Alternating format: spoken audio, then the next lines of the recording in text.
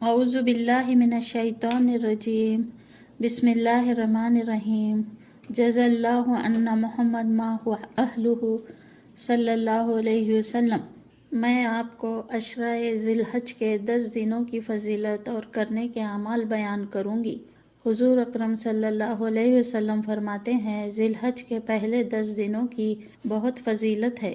یہ 10 دنوں میں جو بھی انسان عبادتیں اور چھوٹے بڑے اعمال کریں گے وہ اللہ کو اتنے زیادہ پسند ہے کہ باقی دنوں میں کیے گئے اعمال اتنے محبوب نہیں جتنے کہ یہ 10 ذی الحج کے دنوں کے پسند ہے۔ تو صحابہ نے عرض کیا یا رسول اللہ، کیا جہاد بھی نہیں؟ آپ رسول اللہ صلی اللہ علیہ وسلم نے فرمایا، جہاد بھی نہیں سوائے اس مجاہد کے جو اللہ کی راہ میں نکلے اور جان بھی گنوائے، مال بھی چلا جائے، جہاد سے بھی زیادہ افضل ہے۔ مسند احمد۔ ذو الحج کا مہینہ حرمت والا مبارک مہینوں میں سے ایک ہے، کیونکہ اس میں ساری عبادتیں، حج، قربانی، یہ 2 بڑے عمل اس میں اللہ تعالیٰ نے جمع فرمائے ہیں۔ پوری دنیا سے حجاج اکرام اس مہینے میں حج بھی کرتے ہیں اور مینا میں قربانی بھی کرتے ہیں۔ اللہ تعالیٰ نے قسم اٹھائی ہے ان ایام کی، جیسے سورہ فجر میں والفجر، قسم ہے فجر کی، 10 دنوں کی، یعنی 10 تاریخ کے فجر کی، عید کے دن کی فجر کی قسم اٹھائی ہے۔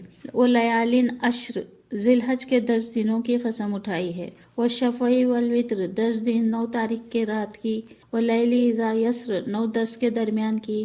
حل فی ذالک قسم لذی حجر، نبی نے فرمایا اللہ نے ہر ٹائم، ہفتہ، مہینہ، سال کی قسم نہیں اٹھائی، صرف ذی الحج کے دنوں کی قسم اٹھائی ہے۔ صرف ذی الحج کے دنوں میں صبح شام کی، راتوں کی، درمیانی راتوں کی، دن کی، رات کی قسم اٹھائی ہے۔ اس سے پتہ چلتا ہے یہ مہینہ کتنا فضیلت والا ہے۔ یہ 10 دنوں میں سب سے بڑی عبادت حج ہے۔ جس کو اللہ مقدر فرمائے وہ حج کریں۔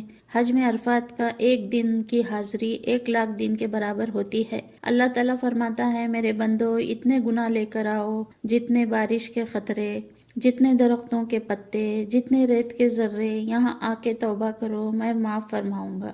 عرفات کے دن شیطان اتنا ذلیل ہوتا ہے جتنا باقی دنوں میں نہیں ہوتا۔ میرے محبوب صلی اللہ علیہ وسلم نے حج میں ظہر اثر اکٹھی نماز پڑھائی حج میں، اور آپ 4-5 گھنٹے دعا فرمائی، اور آپ نے فرمایا اس وقت میرا اللہ صحابہ پر فخر فرما رہا ہے، اور خاص طور پر اور قربان جاؤں خطاب کے بیٹے پر، فرمایا عمر بن خطاب پہ اللہ خاص طور پہ خوش ہو رہا ہے اور فخر فرما رہا ہے۔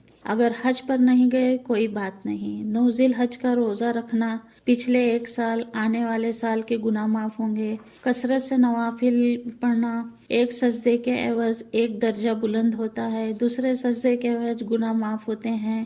صدقہ، قربانی، تہجد، تحلیل، لا الہ الا اللہ، تحمید، الحمدللہ، تکبیر، اللہ اکبر، 1 سے 13 تک تکبیر بولنا ہے۔ جیسے پہلی تکبیر اللہ اکبر اللہ اکبر اللہ اکبر، لا الہ الا اللہ، اللہ اکبر وللہ الحمد۔ دوسرا اللہ اکبر کبیرہ، والحمد للہ کثیرہ، وسبحان اللہ بکرۃ وصیلا۔ تیسرا اللہ اکبر اللہ اکبر کبیرہ، سبحان اللہ والحمد للہ، لا الہ الا اللہ، اللہ اکبر وللہ الحمد۔ یہ چلتے پھرتے بآواز بلند بیان کریں۔ آپ صلی اللہ علیہ وسلم یہ 4 کام کبھی نہیں چھوڑتے۔ 1 عاشورہ کا روزہ، دوسرا ذی الحج کے 9 روزے، تیسرا مہینے کے 3 روزے، 14، 15، 16 کے، فجر کی 2 سنتیں، یہ 4 کبھی نہیں چھوڑتے۔ ابراہیم علیہ السلام کا واقعہ عجیب و غریب واقعہ ہے۔ ابراہیم علیہ السلام اللہ کے لیے سب قربان کر دیا تھا، اولاد کے لیے دعا مانگتے رہے اللہ سے، ربی حبلی من الصالحین۔ اللہ تعالیٰ نے ابراہیم علیہ السلام کو 84 سال کی برس میں اولاد دیا۔ بڑھاپے کی اولاد ایک تو دل پکڑ لیتی ہے۔ ابھی چند دن ہوئے تھے کہ اللہ نے حکم دیا جاؤ اسے چھوڑ کے آؤ۔ پوچھا کہاں چھوڑ کے آؤں؟ کہا جبریل امین آئیں گے اور آپ کو راستہ دکھائیں گے۔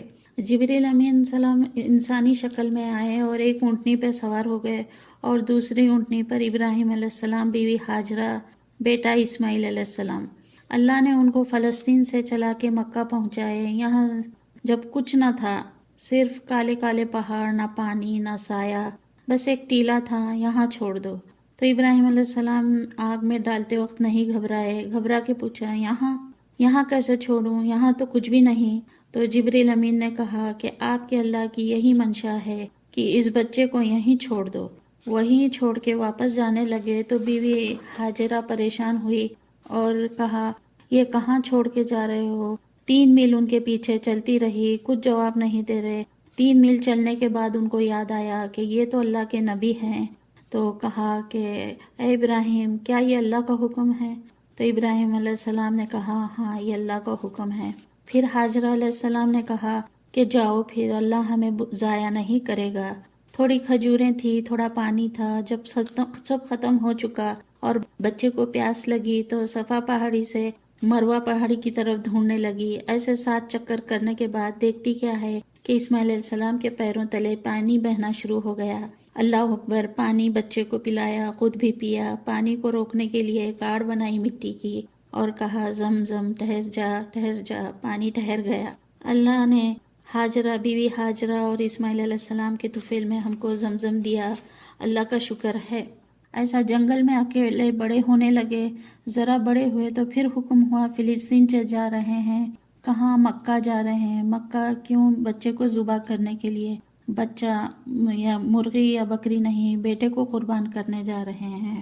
اب آپ کی عمر 90+ ہے۔ مکہ آ کے آپ اپنے بیٹے کو تیار کیا، مینا کی وادی میں لا کر بولے بیٹا اللہ کا حکم ہے کہ میں تمہیں ذبح کروں۔ تو بیٹے نے کہا اے ابا کر دیں، جو ہے کرنا۔ تو ابراہیم علیہ السلام نے کہا تجھے خبر بھی ہے میں تجھے کیا کہہ رہا ہوں؟ بیٹے نے کہا مجھے پتا ہے، آپ کہہ رہے ہیں مجھے ذبح ہونا ہے تو آپ کے بدلے مجھے اللہ ملے گا، وہ آپ سے بہتر ہے۔ دنیا کے بدلے مجھے جنت ملے گی جو دنیا سے بہتر ہے۔ پھر معصوم بچے نے کہا ابا میرے ہاتھ باندھنا، مجھے الٹا لیٹانا، اور پھر اپنا کرتا اتار کے دیا، کہا کہ یہ میری اماں کو دینا، میری نشانی رہے گی، اور اپنے کرتے میں مجھے یہیں دفنانا۔ پھر ابراہیم علیہ السلام ہاتھ باندھے، پاؤں باندھے، الٹا لٹایا، اپنا گھٹنا رکھا، کمر پہ سر کے بال پکڑے اٹھایا، اور چھری چلانے سے پہلے آنکھوں پر پٹی تھی، اوپر دیکھا اور کہا اے اللہ تو مجھ سے ناراض ہو گیا ہے؟ کیا اسماعیل کی محبت میرے دل پکڑ لی ہے؟ نہیں میرے مالک، میرے دل میں تیرے سوا کوئی نہیں، اگر میرا کوئی امتحان ہے تو پاس کر دے۔ پھر چھری چلائی، میرے مالک نے اسماعیل علیہ السلام کو نکال کے چھترے کو ڈال دیا، آنکھوں پہ پٹی کھولی تو دیکھا کہ چھترا تھا۔ نبی پاک صلی اللہ علیہ وسلم بھی 2 چھترے کی قربانی کرتے تھے، ایک اپنی طرف سے، ایک امت کی طرف سے۔ حج کے موقع پہ حضور اکرم صلی اللہ علیہ وسلم نے 63 اونٹ ذبح کرے، ایک اونٹ میں 7 ممبر ہوتے ہیں، اپنی طرف سے اور امت کی طرف سے، اور مالداروں کو یہ پیغام دیا کہ قربانی خوب کرو۔ اللہ ہم سب کو عمل کرنے کی توفیق دے۔ یہ 10 دنوں میں اللہ ہم سب کو نیکیاں کرنے کی اور گناہوں سے بچنے کی توفیق دے، آمین۔